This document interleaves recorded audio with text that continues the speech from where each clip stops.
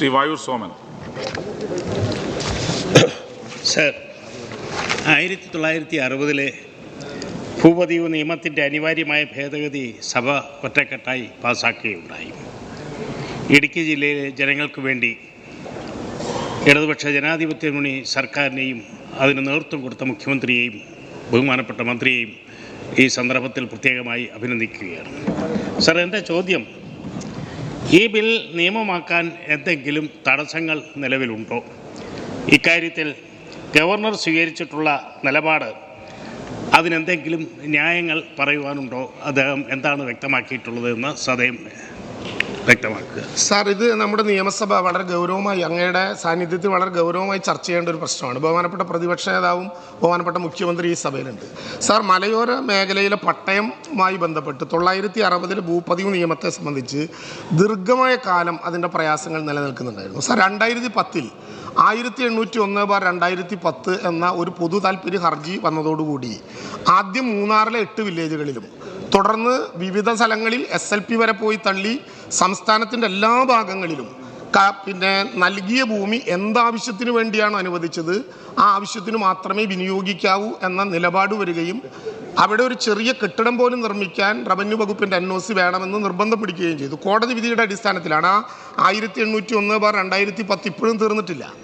ഇടുക്കി ഉൾപ്പെടെയുള്ള പ്രദേശങ്ങളിൽ 64 ചട്ടപ്രകാരം അനുവദിച്ച ഭൂമിയിൽ വീടും കൃഷിയും അനുബന്ധ ആവശ്യങ്ങളുമല്ലാതെ മറ്റൊന്നിനും പറ്റില്ല. 93 ചട്ടപ്രകാരം അനുവദിച്ച സ്ഥലങ്ങളിൽ വീടും കൃഷിയും കടയുമല്ലാതെ മറ്റൊരു കാര്യത്തിനും പറ്റില്ല.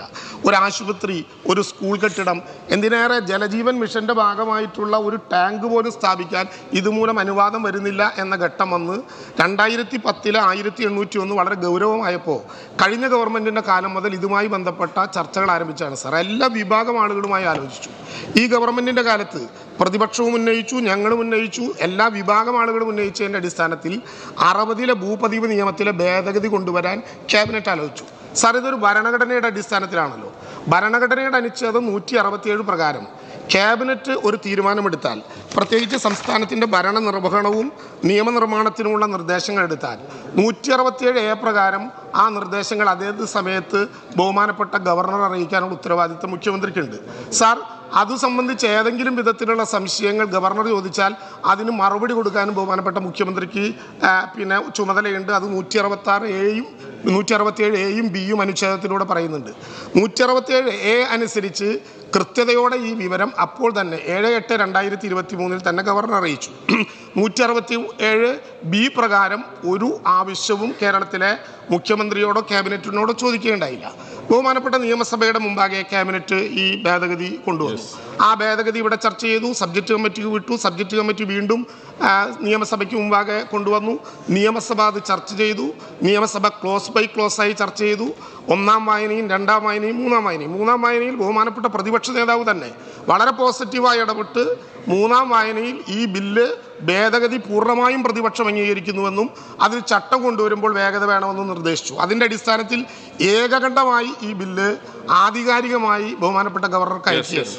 അനുച്ഛേദം 200 പ്രകാരം, സാർ, ഇത് ഈ സഭയോടുള്ള ഒരു പ്രധാനപ്പെട്ട പ്രശ്നമാണ്. അനുച്ഛേദം 200 പ്രകാരം 4 കാര്യങ്ങൾ അങ്ങനെ ഒരു ബില്ല് അയച്ചാൽ ചെയ്യാം. ഒന്നുകിൽ അദ്ദേഹത്തിന് ഒപ്പിടാം, രാഷ്ട്രപതിക്ക് അയക്കാം, ഹോൾഡ് ചെയ്യാം, അതല്ലെങ്കിൽ കേരളത്തിൻ്റെ നിയമസഭയ്ക്ക് തിരിച്ചു തരാം. ഹോൾഡ് ചെയ്യാനുള്ള കാലാവധി തെലങ്കാന വേഴ്സസ് ഗവർണറിൽ പറഞ്ഞിട്ടുണ്ട്, ആസ് ഏർലി ആസ് പോസിബിൾ. കേരളത്തിലെ കേസിൽ പറഞ്ഞിട്ടുണ്ട്. എന്നാൽ അത് ചെയ്തില്ലെന്ന് മാത്രമല്ല, കേരളത്തിൻ്റെ നിയമസഭയ്ക്ക് തിരിച്ചു തന്നാൽ നിയമസഭയ്ക്ക് അത് തള്ളാനോ കൊള്ളാനോ ഉള്ള അവകാശത്തോടു കൂടി 200ന്റെ പ്രൊവിസോ പറയുന്നത് പോലെ ബഹുമാനപ്പെട്ട ഗവർണർക്ക് തിരിച്ചയച്ചാൽ ഒപ്പിടണമെന്നുള്ളത് മാൻഡേറ്ററിയാണ്. നിയമസഭ അത് അംഗീകരിച്ചാൽ പിന്നെ ഗവൺമെന്റിന് അക്കാര്യത്തിൽ ഉത്തരവാദിത്തമില്ല. നിയമസഭയുടെ പ്രോപ്പർട്ടിയാണത്. നിയമസഭയുടെ പ്രോപ്പർട്ടിയായ ഒരു കാര്യത്തിൽ ഗവർണർക്ക് ഗവൺമെന്റിനോട് ചോദിക്കാൻ യാതൊരു പ്രൊവിഷനും ഇല്ലെങ്കിലും സർക്കാരിനോട് ഗവർണർ ചോദിച്ചാൽ ഒരു അക്കാഡമിക് സ്പിരിറ്റിൽ അതിന് മറുപടി പറയാൻ ഞങ്ങൾ തയ്യാറാണ്. ആ കാര്യത്തിലും ഗവർണർ ചോദിച്ചില്ല. ഗവർണറുടെ മുമ്പാകെ വന്ന 3 പെറ്റീഷനിൽ അദ്ദേഹം പരിശോധിക്കാൻ പറഞ്ഞ് താഴത്തേക്ക് അയച്ചു. അത് ഉദ്യോഗസ്ഥന്മാർ പരിശോധിച്ച് അങ്ങോട്ടും അയച്ചു. അതുകൊണ്ട് കേരളത്തിൻ്റെ നിയമസഭ, ഞാൻ ബഹുമാനപ്പെട്ട പ്രതിപക്ഷ നേതാവ് ഉൾപ്പെടെയുള്ള പ്രതിപക്ഷത്തിനോടും പറയും, നമ്മൾ ഒരുമിച്ച് തീരുമാനിച്ച പ്രശ്നമാണിത്. 2 ഹർത്താൽ തന്നെ ഈ കാലയളവിൽ UDF ഇടുക്കിയിൽ നടത്തുകയുണ്ടായി. അതുകൊണ്ട് ബഹുമാനപ്പെട്ട പ്രതിപക്ഷം ഉൾപ്പെടെ സഭയൊന്നായി ഗവർണർ ഇക്കാര്യത്തിൽ ഒപ്പിടാത്ത നടപടി ഒരു തരത്തിലും ഭരണഘടനയ്ക്ക് അനുസൃതമായ കാര്യമല്ല. ഈ കാര്യത്തിൽ ഇനി ഗവൺമെൻറ്റിനൊന്നും ചെയ്യാനില്ല. നിയമസഭ അതിൻ്റെ പിന്നെ ബില്ല് ഗവർണറുടെ മുമ്പാകെ സമർപ്പിച്ചു കഴിഞ്ഞു.